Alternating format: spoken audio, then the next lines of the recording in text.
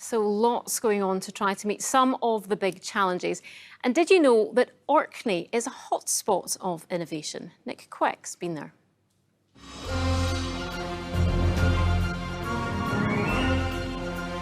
On a voyage to find future energy solutions, I've strapped on my sea legs and come here to this archipelago off the northeast coast of Scotland. This is Scapa Flow, which for a while now has been a test bed for a boundless source of renewable energy, the ocean. But now it's playing host to a new prototype device which harnesses the power of waves. There it is. 5 years in the making, Mocean Energy's hinged raft is finally being trialled in wild waters. We're generating power, it's working. I mean, obviously not everything's going perfect, but that's the point of the project, you know, to learn about things. And you can see the marine growth and you can see the bird poo, but it doesn't affect the performance. You only have solar power during the day, wind power can be highly variable, whereas wave energy helps to provide another source of renewable energy just to balance that whole supply, because you've got to have supply meeting the demand of the grid. Now, the sea conditions today are obviously very calm, but when it's very wavy, you would see that swivel mechanism doing this. And it's that which generates the electricity.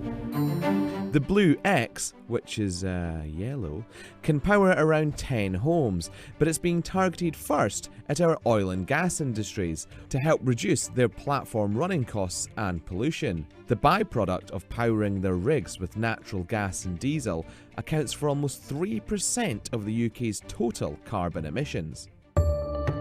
Mocean is trying to bring its device to market with help from the European Marine Energy Centre, where it hopes to feed into the national grid. We get waves out here 18 metres high, trying to find the ways in which we're going to extract these huge quantities of energy that we know are in the sea. Is something we've got to discover. Neil took the helm 16 years back and has overseen 30 inventions being put through their paces. Oh wow, look at this. The switch room is, surprise surprise, filled with giant switches, where any output from newfangled contraptions is measured. But is all this a viable solution to our energy issues? And will our planet really be better off? We're not going to run out of waves and wind and tides. So this is a sustained, in the true sense of the word, industry. I find it difficult to believe that people are still on the fence about climate change. And if they want to stay on the fence, well, good luck to you. We've got to get on with this and we've got to fully commit to it. And we've got to get on with it now. Think we'll manage it? Yes. We don't have a choice. We genuinely do not have a choice, because if we don't sort this out, the planet is going to sort us out.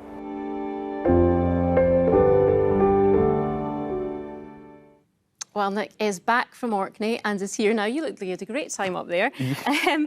But there's lots happening in Orkney, isn't there? It's not just that project that you were looking at. Yeah, there's tons. I mean, the European Marine Energy Centre, which is known as EMEC, has played host to a bunch of different innovations over the years. And so that was just one of them. There's been a whole host of different wave energy converter devices tested there. There's been stuff over the years such as the Penguin, which is by a Finnish company called Wello, and that relies on the wobble of the waves. So that sits on top of the waves and literally wobbles back and forward. And the way that that works is, you can kind of imagine like you're being on the waltzers, being swung around. There's weights. Fun. There's weights. It's great. It's a great name, Penguin. And there's weights inside that, and that spins around, and that's what generates the energy. There's other devices like the this long snake-like contraption that was devised by a company called Palamis, which actually I think means sea snake in ancient Greek. And that is made up of 5 different carriages, and it's the bits in between those carriages that they twist and turn and move alongside the movement of the waves, and that's what harvests the movement from the waves and turns that into electricity. There's another device as well that's been tested there, which sits on the seabed actually, and kind of is like a giant laptop shaped like this. And as the waves come and go, it moves. You can imagine screen your laptop doing this.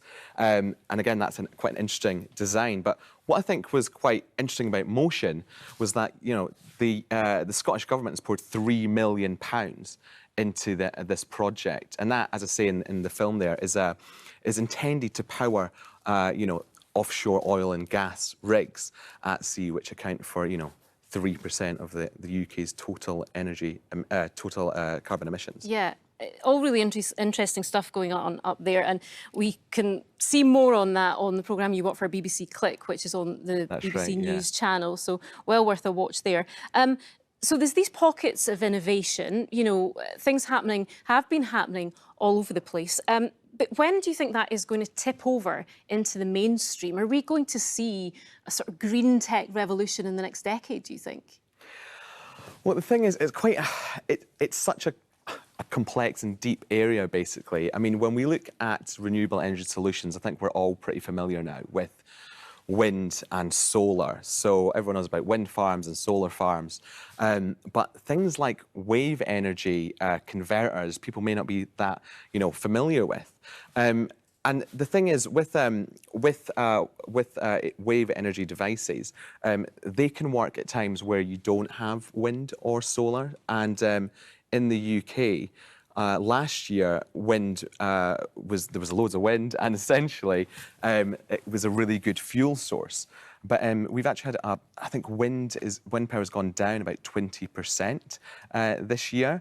And so there will be innovations in the renewable sector. I think companies and industry and the government are basically looking at, you know, utilising renewables in what they do. And they've got goals that they've set that they're aiming for. So if we're to get to net zero by 2045 in Scotland, then we need to be looking at alternative solutions to what we're currently using. Yeah, certainly innovation and invention that often gets us out of these things, isn't it? OK, Nick, thank you very much for the moment.